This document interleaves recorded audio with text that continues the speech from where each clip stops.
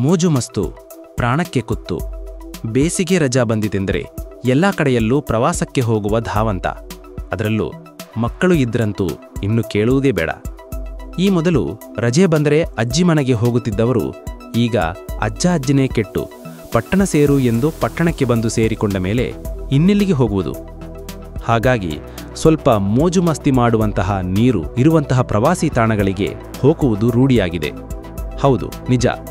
ನದಿ ಮತ್ತು ಜಲಪಾತಗಳಿಗೆ ಹೋಗಿ ಸ್ವಲ್ಪ ಹೊತ್ತು ಕೆಲಸದ ಎಲ್ಲಾ ಒತ್ತಡಗಳನ್ನು ಮರೆತು ಕೆಲಕಾಲ ಆರಾಮವಾಗಿ ಇರಬಹುದು ಎನ್ನುವುದು ಎಷ್ಟು ಸತ್ಯವೋ, ಅಲ್ಲೇ ಸ್ವಲ್ಪ ಮೈಮರೆತರೂ ಜೀವಕ್ಕೆ ಕುತ್ತು ಎನ್ನುವುದು ಅಷ್ಟೇ ಸತ್ಯ ಎನ್ನುವುದಕ್ಕೆ ಈ ವಿಡಿಯೋನೇ ಸಾಕ್ಷಿಯಾಗಿದೆ.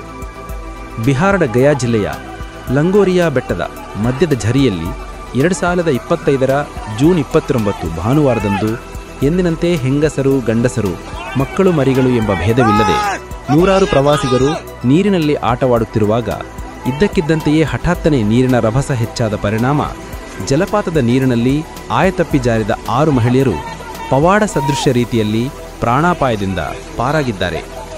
ಕಳೆದ ಭಾನುವಾರ ನಡೆದ ಈ ಘಟನೆಯನ್ನು ದಂಡೆಯ ಮೇಲಿದ್ದ ಯಾರೋ ಪುಣ್ಯಾತ್ಮರು ತಮ್ಮ ಮೊಬೈಲ್ ಕ್ಯಾಮೆರಾದಲ್ಲಿ ಸೆರೆ ಹಿಡಿದಿದ್ದು ಅದು ಸಾಮಾಜಿಕ ಜಾಲತಾಣಗಳಲ್ಲಿ ವೈರಲ್ ಆಗಿದೆ.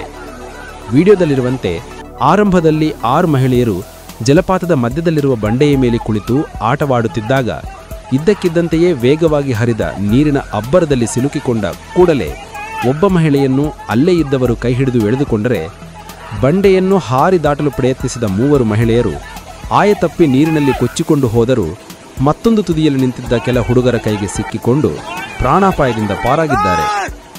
ನೀರಿನಲ್ಲಿ ಸಿಲುಕಿಕೊಂಡಿದ್ದ 5ನೇ ಮಹಿಳೆ ಜಲಪಾತದ ಮತ್ತೊಂದು ಬದಿಗೆ ಹೋಗಿ ಅಲ್ಲಿದ್ದ ಗಿಡಗಂಟೆಗಳನ್ನು ಹಿಡಿದುಕೊಂಡು ಬಂಡೆಯನ್ನು ಹತ್ತಲು ಪ್ರಯತ್ನಿಸಿದಾಗ ಆಕೆಯನ್ನು ರಕ್ಷಿಸಲಾಯಿತಾದರೂ ಯಾವುದೇ ಸಹಾಯ ಸಿಗದೇ ಹೋದ ಕಾರಣ 6ನೇ ಮಹಿಳೆ ಜಲಪಾತದ ಮಧ್ಯದಲ್ಲೇ ಸಿಲುಕಿಕೊಂಡು ಅಲ್ಲಿರುವವರು ಎಷ್ಟೇ ಪ್ರಯತ್ನಪಟ್ಟರೂ ಆಕೆಯನ್ನು ರಕ್ಷಿಸಲು ಅಸಹಾಯಕರಾಗಿರುವಾಗಲೇ 2 ನಿಮಿಷಗಳ ಆ ವಿಡಿಯೋ ಮುಕ್ತಾಯವಾಗಿ ಆ 6ನೇ ಮಹಿಳೆಯ ಬಗ್ಗೆ ಆತಂಕ ಸೃಷ್ಟಿಸಿದ್ದರು.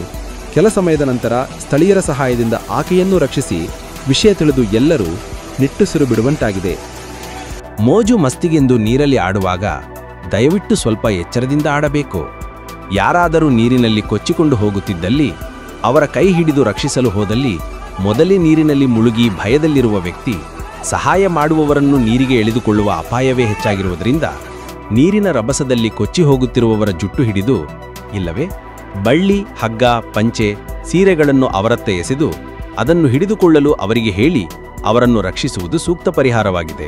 ಒಟ್ಟಿನಲ್ಲಿ ನಮ್ಮ ಹುಷಾರಲ್ಲಿ ನಾವು ಇರಬೇಕೇ ಹೊರತು ಅದಕ್ಕೆ ಬೇರೆಯವರನ್ನು ದೂಷಿಸಲು ಸಾಧ್ಯವಿಲ್ಲ, ಅಲ್ವೇ? ಏನಂತೀರಿ? ಮತ್ತಷ್ಟು ಕುತೂಹಲ ಮಾಹಿತಿಗಾಗಿ ನಮ್ಮ ಚಾನಲ್ನನ್ನು ಲೈಕ್ ಮಾಡಿ, ಶೇರ್ ಮಾಡಿ ಮತ್ತು ಸಬ್ಸ್ಕ್ರೈಬ್ ಆಗೋದನ್ನು ಮರಿಬೇಡಿ. ಅದೇ ರೀತಿ ಇಷ್ಟ ಆಗಿತ್ತು ಅಂತ ಹೇಳಿದ್ರೆ ಶೇರ್ ಮಾಡೋದನ್ನು ಸಹ ಮರಿಬೇಡಿ. ಏನಂತೀರಿ?